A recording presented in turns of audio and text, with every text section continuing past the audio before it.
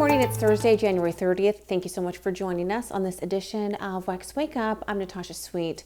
A collision between an American Airlines flight and a Black Hawk helicopter sent shockwaves in and around the nation's capital. It's a highly complex operation. The conditions out there are extremely rough for the responders. It's cold. They're dealing with relatively windy conditions. Wind is hard out on the river. So they're out there working.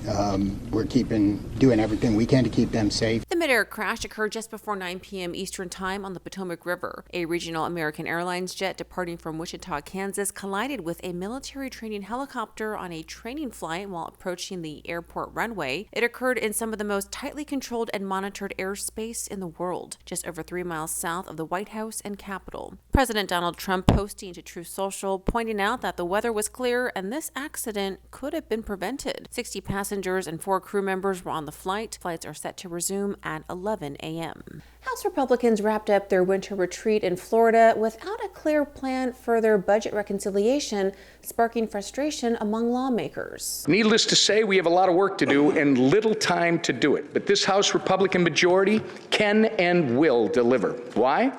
Because failure is not an option. GOP leadership had hopes for a strategic blueprint, but left with no decision on how to pass reconciliation legislation by upcoming deadlines. While Speaker Mike Johnson insisted the retreat was productive, hardline Republicans criticized the lack of progress. Freedom Caucus unveiled a 218 plan pushing for a 2-bill approach to cut spending and increase the debt limit, while others favored a 1-bill strategy to leverage different issues. With a tight margin in the House, reconciliation is set to be a challenging process in the coming weeks. Former New Jersey Senator Bob Menendez received an 11-year prison sentence for bribery and corruption charges. Menendez was convicted on 16 federal charges, including extortion and bribery, after a 9-week trial. U.S. District Judge Sidney Stein stated Menendez lost his way as he handled the sentence. Prosecutors revealed Menendez accepted hundreds of thousands in bribes, including gold bars, in exchange for political favor. Menendez's lawyer argued for leniency, highlighting his nearly 5 decades of public service. Menendez also criticized the prosecution, calling it political and corrupt. Well, thank you so much for joining us on this Thursday morning. For more stories, be sure to head on over to our website